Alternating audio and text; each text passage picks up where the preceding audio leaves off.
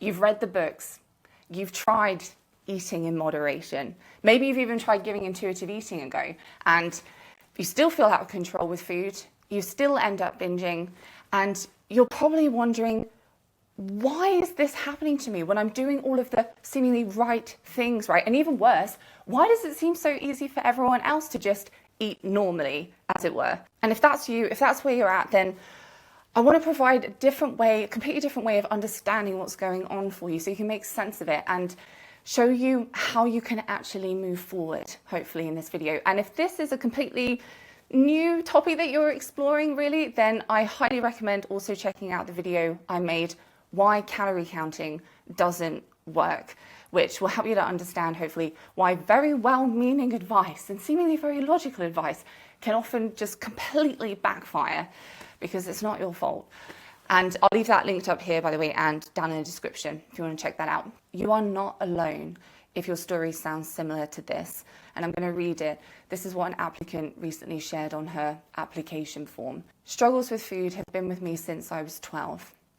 I used it to soothe loneliness, then for comfort, and then even procrastination.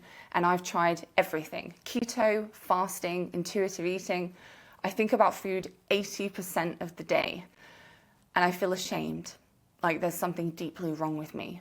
Now, if that resonates with you in any way, resonates with a lot of people, you'd be surprised, then pause, breathe, because you are not broken. I'd be willing to bet you've just been trying to build food freedom using all the wrong tools, very well-meaning, but all of the wrong tools. When people say, just eat everything in moderation, it sounds really helpful, but it's actually terrible advice. It's like telling someone with insomnia, just sleep 8 hours a night.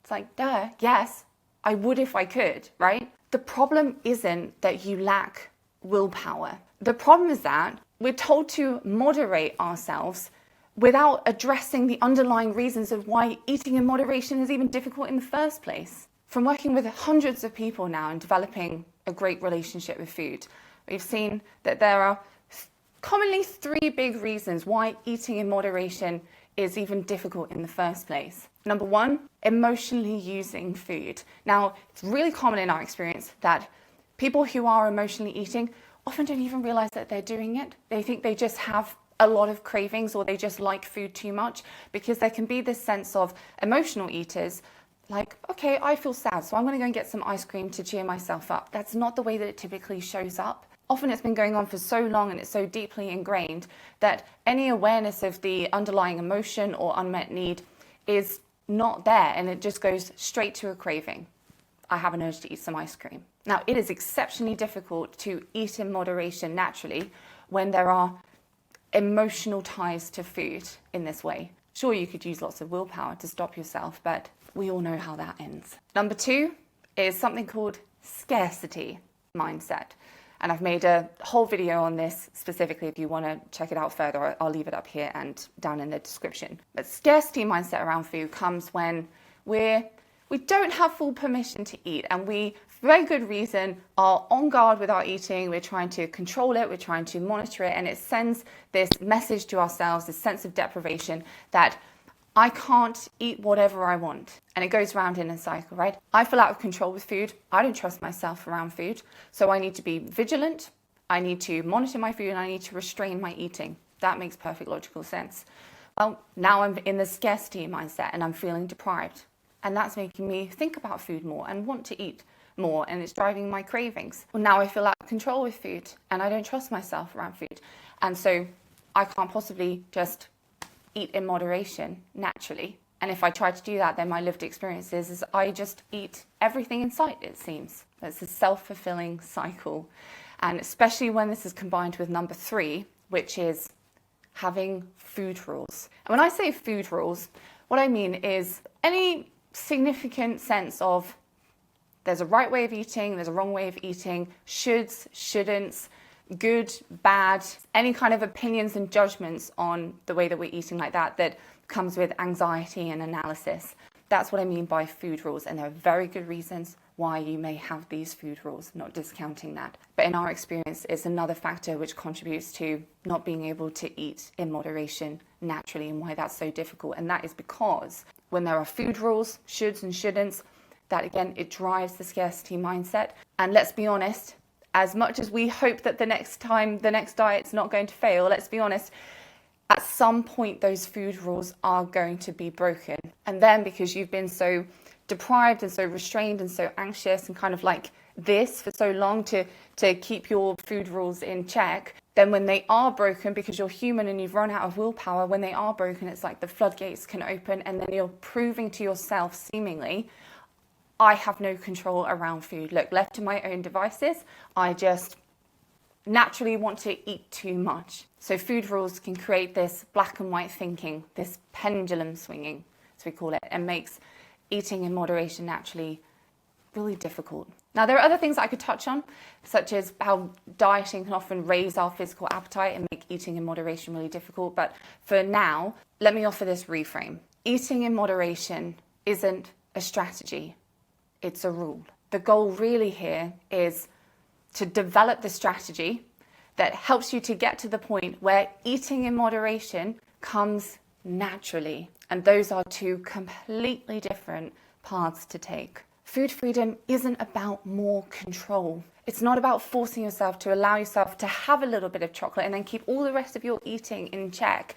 And it's not about tracking or analyzing your way to peace. Food freedom, a healthy relationship with food, a normal and healthy relationship with food, at least in the way that we've learned to work with it, is a skill. Just like learning to swim really well or speak another language or play an instrument or learn to snowboard, it's a skill to be learnt and built. But most people, when they've been struggling in their relationship with food, do not approach building genuine food freedom like this. So they get stuck and disheartened. And here's what this really means kind of tangibly.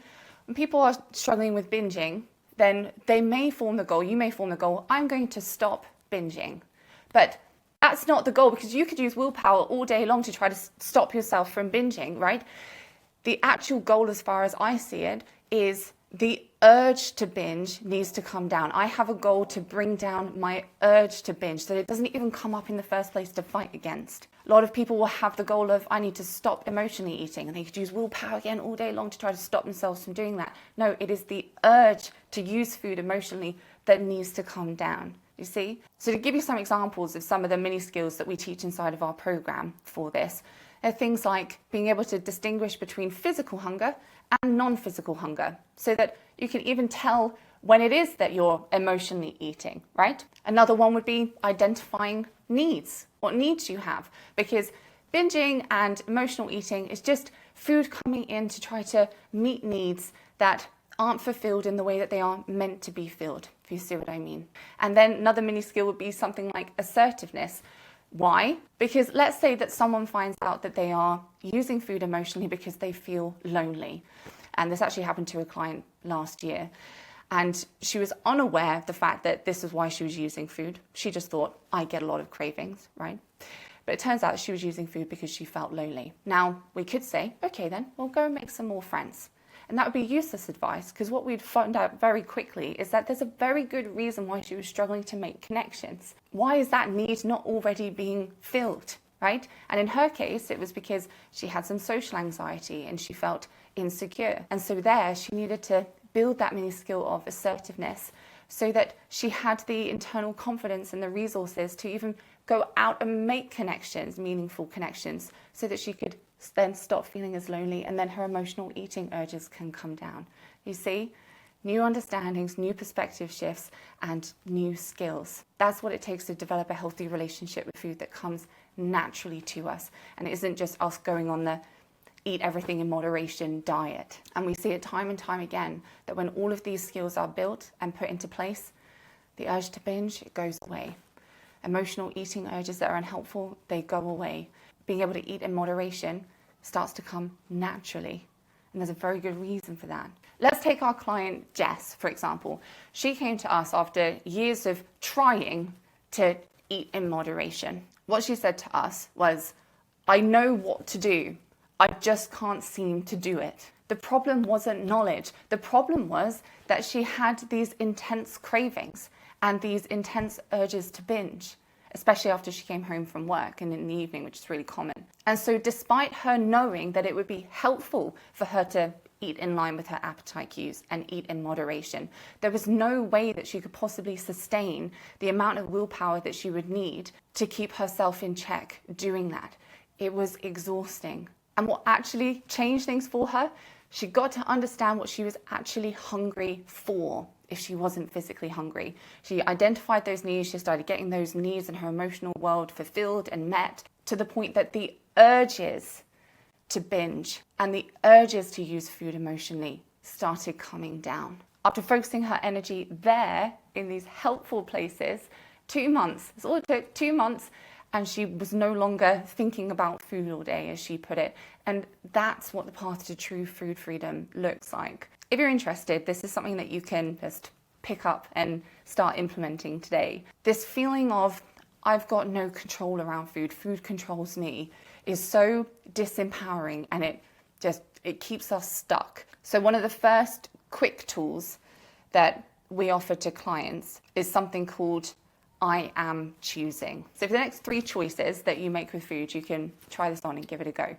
Releasing the judgment and state what you're choosing to do and why. For example, I'm choosing to eat all of these cookies on purpose because they taste good and I feel uncomfortable leaving any in the pack. No judgment. I am choosing to not eat right now, even though I'm hungry, because I'm afraid of gaining weight. No judgment. I'm choosing to make a nutritious meal for myself because I'm hoping that it satisfies me enough that I don't have the urge to binge later. No judgment. And what most people discover when they start observing their choices in this way, without judgment, something very powerful starts to happen. They start feeling out of control. This narrative of I don't have control starts to break down, and they start feeling in charge of their choices, even if the behavior itself hasn't changed yet. And don't underestimate the importance of this, because awareness is the foundational first step, critical first step in transforming and behavior change. Because here's the thing, this isn't actually about food. It looks like it's about food, but it's not. Sorry, my camera died. When the urge to binge comes down, when emotional eating urges come down, when you no longer feel out of control with food, when the food obsession dies back, you get your mental freedom back, right? You parent differently, you lead differently, you're able to show up fully in your life, you're able to put focus and energy towards things that are actually fundamentally important to you. And even if we never meet you personally, if you never work with us personally, I hope you take this away from this video. Moderation is not something to force. It is not a strategy. Being able to eat in moderation naturally is a side effect of changing your relationship with food. You're not failing. The internet is full of new rules and new strategies for weight loss. You're not failing. You just haven't been shown the process of how this is actually done and achieved. So if you're serious about building a peaceful and normal, healthy relationship with food, and you want that in the next 6 months, and you're ready to be guided through a structured process to get there, then we have space open for discovery calls this week where we can talk it through. This is not a sales call. Okay, this is a conversation, a place where you can be seen and heard, and we can go through things. And on that call, we will go through where you are currently and what's keeping you stuck. We'll give you clarity on what having a healthy relationship with food means, what it looks like, so you can try it on. And then we can explore if our approach and our methodology is the right fit for you and your needs to get there. If you're done with diets, if you're done with rules, if you're done with using willpower and it's just not working for you and you want to do this differently, then the link's in the description. We'd love to talk. I'll see you in the next one. Bye for now.